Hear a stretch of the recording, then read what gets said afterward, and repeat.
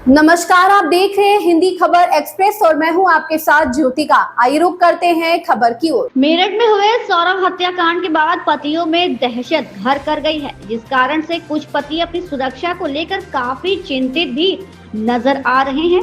ऐसा ही एक मामला हापुड़ जनपद में देखने को मिला, जहां हापुड़ एसपी के ऑफिस में पहुंचकर हापुड़ के एक मोहल्ला निवासी मनोज कुमार एक शिकायती पत्र देने पहुंचे, जिसमें उन्होंने अपनी पत्नी से अपनी हत्या किए जाने का डर बयान किया है।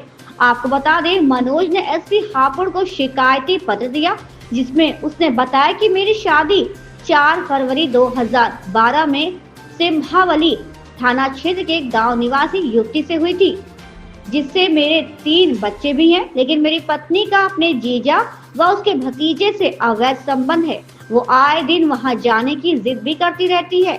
इसको जब मना किया जाता है तो घर में झगड़ा करती है। अब से पहले भी हमारा ये मामला महिला थाने में भी गया था, जहां परिवार में समाज के लोगों ने हमारा समझौता कर दिया, लेकिन उसके बाद भी मेरी पत्नी अपने इन गलत कृत्य से बाज नहीं आ रही है। अभी हाल ही में उत्तर प्रदेश में जगह जगह पत्नियों द्वारा पतियों की हत्या की खबरें सामने आई हैं, जिससे मैं काफी भयभीत हूँ।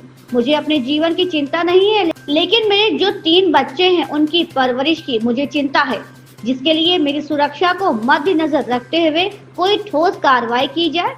जो वही सारे मामले में डीएसपी हापुड़ ने बताया कि मनोज के द्वारा एक शिकायती पत्र प्राप्त हुआ है, जिसमें मनोज ने अपनी पत्नी पर उसके जीजा व भतीजे से अवैध संबंध की बात कही है, जिसके लिए इन दोनों पति पत्नी का मेडिएशन कराया जा रहा है। हो सकता है मेडिसिन के बाद इन दोनों का विवाद आपस में सुलझ जाए। साथ ही अगर आवश्यकता पड़ी तो इनको किसी साइकेट्रिस्ट के पास भी भेजा जाएगा।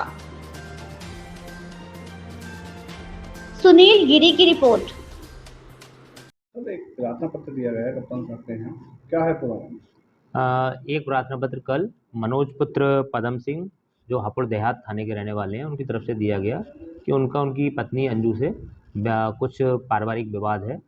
इनके प्रार्थना पत्र की जांच के लिए थाना हापुड़ देहात में भेजा गया है और मामले में प्रकाश में आया है कि इनकी शादी 2012 में हुई थी। इन्होंने आरोप लगाए कि इनकी पत्नी का जो है उन पत्नी के जीजा और उनके भतीजे से कुछ अवैध संबंध है। इनकी जो आरोप है, इन दोनों को बुलाकर हम लोग मेडिसिन और काउंसलिंग करा रहे हैं, जिससे कि कोई समस्या ना हो और इनके पारिवारिक जीवन आराम से व्यतीत किया जा सके। और मे भी हो सकता है कि इनका साइकोलॉजिकल ट्रीटमेंट के लिए इन्हें बोला जाए कि आप किसी साइकोलॉजिस्ट से भी आप सलाह लीजिए, जिससे कि इनके परिवार में कोई कलह ना हो। मेरा नाम मनोज है। मतलब किस मामले को लगा कप्तान साहब के आए? सर, मेरे शादी को 12 साल हो चुकी हैं और मेरी वाइफ मेरे से हमेशा जिद करती थी अपने जीजा घर जाने के लिए।